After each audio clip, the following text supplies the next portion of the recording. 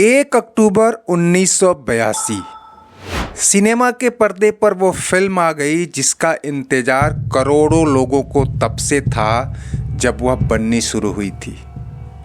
इसलिए नहीं कि इसके डायरेक्टर शोले वाले रमेश सिप्पी थे और राइटर सलीम जावेद, और इसलिए भी नहीं कि अमिताभ बच्चन की कोई फिल्म ठीक उसी समय रिलीज हो रही थी जब वह कुली के सेट पर घायल होने के बाद 2 महीने अस्पताल में मौत के मुंह से निकलकर बाहर आए थे, बल्कि ये फिल्म इसलिए चर्चा में थी कि इसमें पहली बार अदाकारी के 2 सूरमाओं की भिड़ंत होने वाली थी।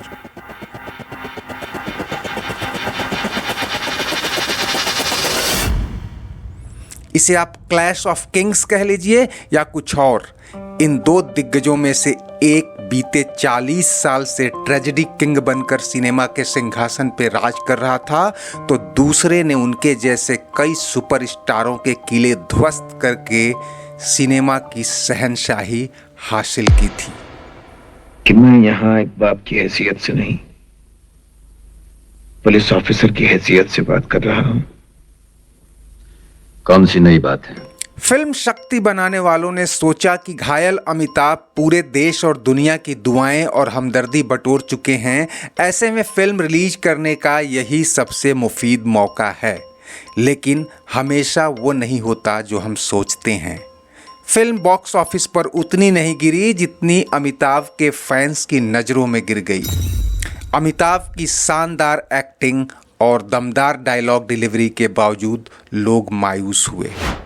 वो इस बात को पचा नहीं पा रहे थे कि उस दौर का सबसे बड़ा सितारा जो पिछले 10 साल से हर साल कम से कम 1 या 2 ब्लॉकबस्टर फिल्में दे रहा हो, वो ऐसे किरदार में दबकर या दबाकर रख दिया जाएगा। और यही बात अमिताभ बच्चन को भी खटक रही थी। 3 करोड़ के बजट वाली फिल्म ने बॉक्स ऑफिस पर 4 करोड़ और वर्ल्ड वाइड करीब 6 करोड़ रुपए का कलेक्शन किया। देश भर में फिल्म के चलने या नहीं चलने से ज़्यादा इस बात की चर्चा हुई कि कौन किस पर भारी पड़ा, दिलीप कुमार या अमिताभ बच्चन। अपने आप को कानून के हवाले कर दो। जिस कानून ने आपको मेरे लिए अजनबी बना दिया है, मैं अपने आप को उस कानून के हवाले कैसे कर सकता हूँ? दोनों के अपने अपने किरदार थे और दोनों ने उनमें अपनी जान डाल दी थी।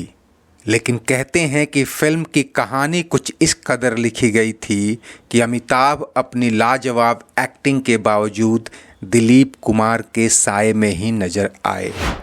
उस दौर के नामी फिल्म समीक्षक खालिद मोहम्मद ने तो यहाँ तक लिख डाला था कि दिलीप कुमार ने नाश्ते के टेबल पे ही बच्चन को खा लिया, और यही बात अमिताभ बच्चन को भी खाए जा रही थी।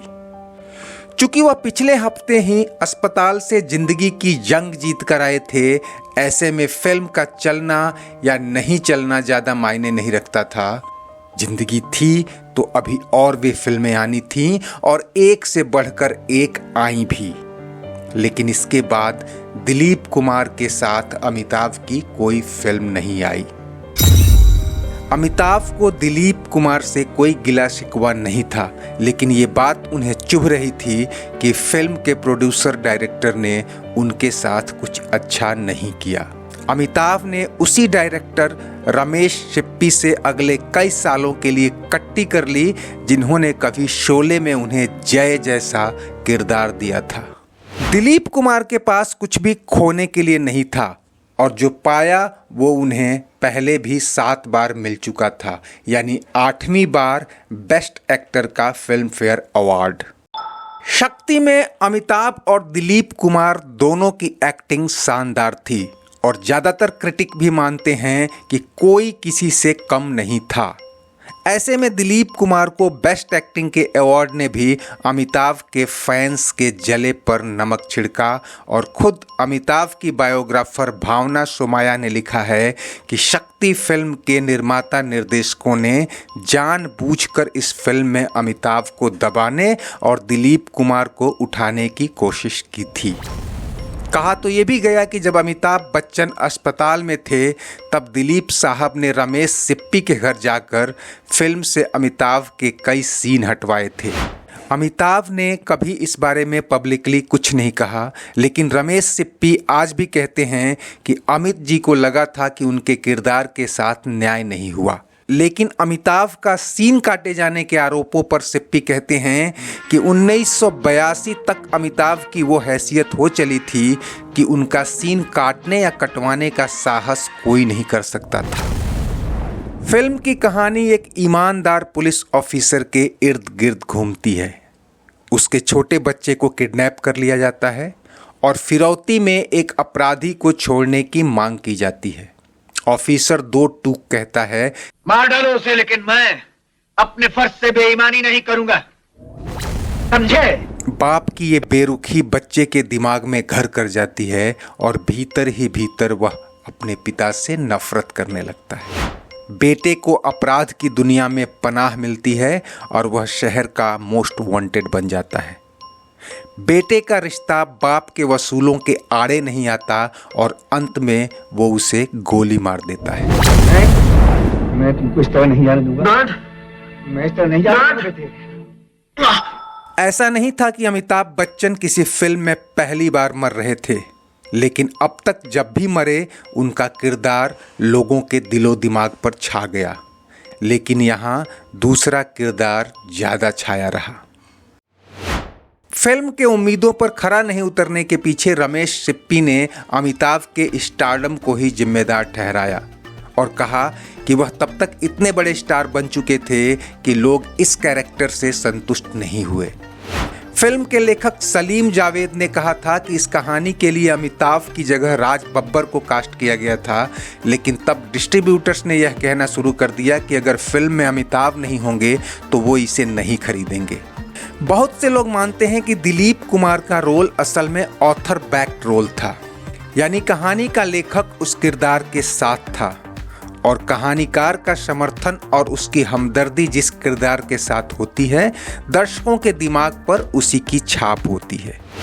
फिल्म के डायलॉग बड़े ही सधे और सटीक अंदाज में लिखे गए थे, लेकिन यहाँ भी लेखक की कलम दिलीप कुमार का साथ देती नजर आ रही। बाप से मिलोगे या पुलिस अफसर से, इसका फैसला तुम्हें खुद करना होगा।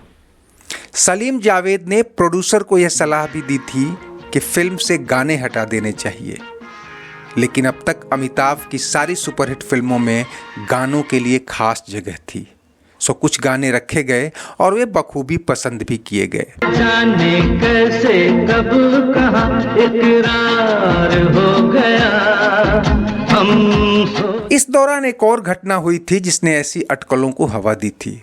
हुआ यूं कि तब मुंबई के एक अंडरवर्ल्ड गिरोह ने फिल्म के प्रोड्यूसर मुसिर रियाज का अपहरण कर लिया था। तब दिलीप कुमार ने पुलिस और प्रशासन में अपने रसूख का इस्तेमाल करते हुए उन्हें बड़ी मुश्किल से छुड़वाया था। लोग कहते हैं कि इस एहसान के एवज में भी प्रोड्यूसर ने फिल्म में दिलीप साहब का किरदार उठाया। बहरहाल आप दिलीप कुमार के फैन हो या अमिताभ बच्चन के, ये जानकर आपको खुशी होगी कि भले ही दोनों महान एक्टर दोबारा साथ नहीं आए, लेकिन एक दूसरे के लिए उन्होंने इज्जत कम नहीं की।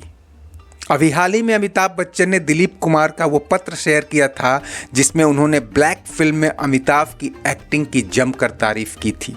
ये वही फिल्म है जिसके प्रीमियर के मौके पर दिलीप कुमार और सायरा बानो ने थिएटर के बाहर काफ़ी देर तक अमिताभ बच्चन का इंतजार किया था और वो जब बाहर निकले तो गले लगाकर उनकी तारीफ की थी। तो दोस्तों, उम्मीद है कि आपको वीडियो पसंद आया होगा। चलते चलते इसे लाइक, शेयर और सब्सक्राइब कर लीजिए और कमेंट बॉक्स में अपनी राय जरूर दीजिए। शुक्रिया, नमस्ते, आभार। और प्यार हो गया।